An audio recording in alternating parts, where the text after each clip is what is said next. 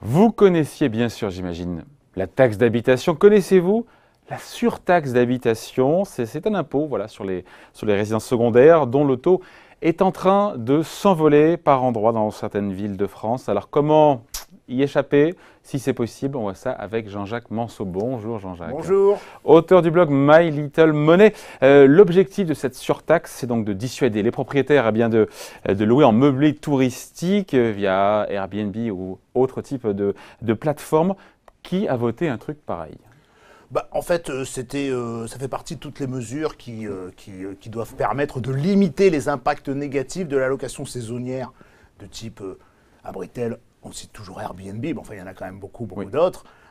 Donc c'était de limiter les impacts. Alors il y a eu dans un premier temps des premières mesures pour limiter les impacts en limitant par exemple le nombre de nuits qu'on peut louer sa résidence secondaire. C'était limité à 120 dans les grandes villes et chaque mairie pouvait choisir de limiter. Donc il y a eu un certain nombre de choses. Il y a eu des obligations d'agrément qui ont été faites pour obliger les propriétaires de maisons à déclarer à leur mairie le nombre de nuits. Enfin, il y a eu toute une série de contraintes assez fortes. Mais là, celle-là... La surtaxe n'est pas nouvelle, c'est son plafond qui était... Oui, c'est son plafond. Alors, jusqu'à présent, la surtaxe, elle était faite pour éviter la vacance. En fait, en réalité, au départ, cette surtaxe n'était pas du tout pour lutter contre Airbnb. Cette surtaxe était pour favoriser la mise à disposition de logements, notamment à Paris, à Lyon, à Bordeaux, dans les grandes villes, pour libérer des logements. On voulait libérer des logements, donc on s'est dit, si vous avez à Paris une résidence secondaire, peut-être que c'est votre cas, si vous avez une résidence secondaire, on va vous faire payer une surtaxe. Au départ, c'était 20%. Et donc, comme ça va vous pousser... Ça date quoi, de 2013, c'est ça, non? 2015, et il me semble que c'était 2015. C'est 2015. Donc, c'était la taxe de 20%. C'était déjà beaucoup, mais ça allait encore. Et puis, cette taxe, elle est passée le maximum est passé à 60%. Loi de finances 2017. Hein. Ouais. Donc, du coup... Elle passait quoi, combien? À 60%. Jusqu'à 60%. Jusqu'à 60%. C'est-à-dire que la mairie peut décider d'un taux qui augmente votre taxe d'habitation sur votre résidence secondaire, évidemment. Et donc la facture, là, pour le coup, ça peut être des centaines d'euros. Si vous payez 1 000 euros, vous allez payer 1 600 euros au maximum. Donc, par exemple, on a vu à Paris et à Nice, ils sont passés à 60% de hausse. À Bordeaux, ils parlent de passer à 50% de hausse parce qu'ils sont très touchés, eux, par les locations saisonnières type Airbnb. Donc, ils parlent de passer à 50%. Il y avait l'exemple aussi de Saint-Jean-de-Luz, qui là, pour le coup... Le Pays Basque. Oui, mais pour le coup, là, ce n'est pas une grande ville. C'est pas les Landes, attention. Ce n'est pas une grande ville au sens administratif du terme. C'est pas une petite ville, mais c'est avant tout quelque chose de balnéaire. Donc ça veut dire qu'aussi dans les stations balnéaires, même si Saint-Jean-de-Luz est un petit peu un mix entre une station balnéaire et une ville, mais ça veut dire que même hors des très grandes villes, hors des très grandes métropoles, il peut y avoir aussi des maires qui décident de façon comme ça, un petit peu arbitraire, d'augmenter leur taxe. On comprenne bien qui est concerné par cette surtaxe. Donc tous les propriétaires.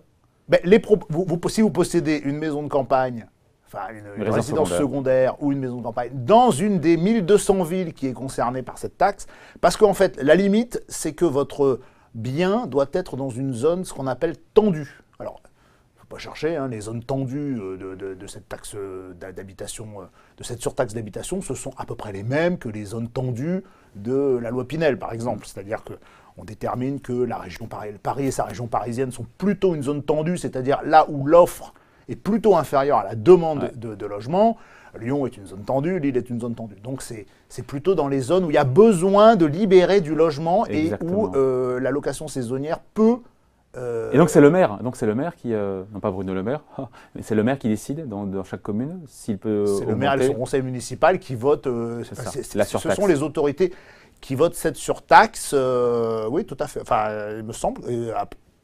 La logique voudrait que. Oui, la logique voudrait que. Est-ce qu'il y a des exceptions? Mais ça pourrait être aussi une partie de l'agglomération, c'est-à-dire qu'on pourrait voter la taxe pour toute l'agglomération, notamment dans les communautés urbaines et des choses comme ça. Est-ce qu'il y a des exceptions qui permettent de passer entre les mailles du filet?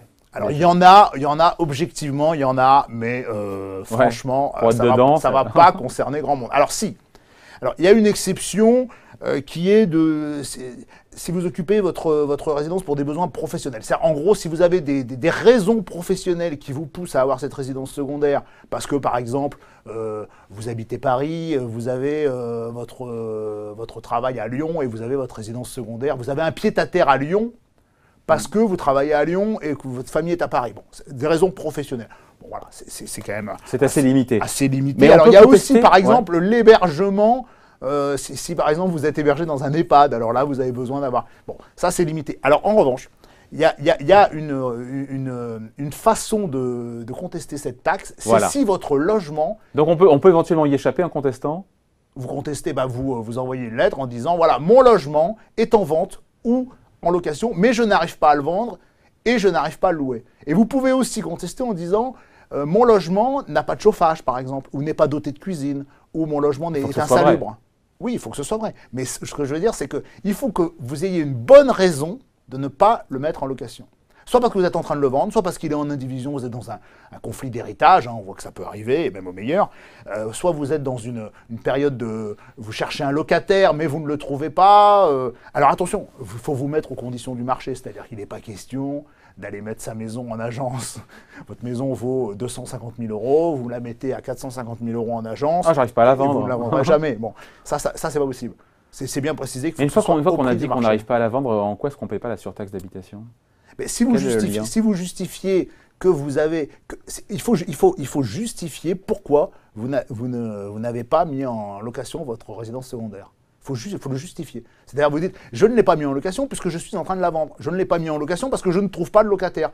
Je ne l'ai pas mis en location parce que je dois faire des travaux. Donc on ne paiera pas de surtaxe, mais comme on ne louera pas sur Airbnb, on n'aura pas de surtaxe à payer puisqu'il n'y aura pas de loyer. Oui, mais la surtaxe, elle est sur la taxe d'habitation, elle n'est pas sur les loyers Airbnb. Ah. Donc, voilà, c'est-à-dire que c'est votre taxe d'habitation. J'ai compris. Vous pouvez, à côté de ça, c'est pas parce que votre maison n'a pas de chauffage, si vous avez votre petite maison à Saint-Jean-de-Luz, comme vous avez l'air de bien connaître la région, si vous n'avez pas de chauffage, l'été, ça peut quand même se louer sur Airbnb ou à Britel, ou etc. Autre truc à savoir pour contester cette taxe, cette surtaxe. En fait, donc, voilà, si vous arrivez à prouver que vous avez une bonne raison de ne pas le louer, ça peut marcher. Après, bon, aujourd'hui, on voit bien les gens sont vent debout contre cette mesure, et c'est normal.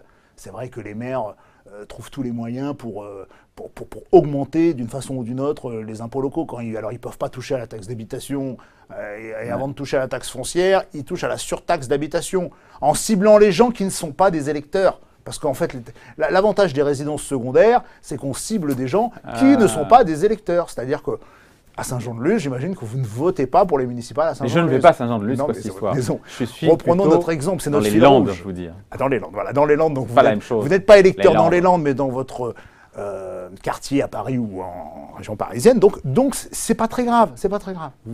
Donc, alors, si on veut contester... D'abord, la première chose à faire, c'est de bien vérifier, parce qu'on a déjà vu des choses un peu aberrantes, de bien vérifier que la ville figure parmi la liste des zones tendues. C'est-à-dire que vous avez sur servicepublic.fr, c'est-à-dire le site officiel du gouvernement, vous avez une liste, vous pouvez rentrer votre code postal ou le nom de votre ville, et vous savez si vous êtes ou pas en zone tendue. Donc déjà, première chose à faire, est-ce qu'on est bien concerné par cette taxe? Deuxièmement, il faut vérifier le taux qui est voté. En fait, il y a des règles, parce que la mairie ne peut pas faire n'importe quoi. Alors, en pratique, le taux, donc je lis, parce que pour être précis, doit être égal à 2,5 fois le taux moyen constaté l'année précédente dans l'ensemble des communes du département. C'est-à-dire que vous avez l'ensemble des communes du département, vous faites une moyenne, et le taux qui est voté ne doit pas être plus de 2,5 fois supérieur à cette moyenne. Et il y a pour voir si le taux est légal, en fait. Voilà, c'est que vous pouvez aussi vous référer pour ces 2,5 fois au taux moyen national, qui est de 24,19%. Donc vous ne devez pas, le taux ne doit pas être supérieur à 2,5 fois. Oui, donc voilà. Ça fait 60%, quoi. Merci. Hein. Ça fait 60%. Mais là où vous pouvez faire moins que 60%, c'est si dans l'ensemble des communes alentours, vous avez des taux inférieurs, et du coup, il faut aller regarder. La troisième chose, c'est de surveiller un petit peu votre conseil municipal, de regarder un petit peu s'il respecte les règles en matière de vote. Il faut que ce soit voté avant le 1er octobre d'une année pour être applicable l'année d'après. Bref, pas de vice de forme, quoi. Un petit peu de guérilla administrative. On a vu que ça marchait pour les berges de Seine. ça peut aussi marcher pour ça. Allez, merci pour ces conseils. Tout est à retrouver sur le blog de Jean-Jacques Manceau, My Little Money. Merci. Merci David.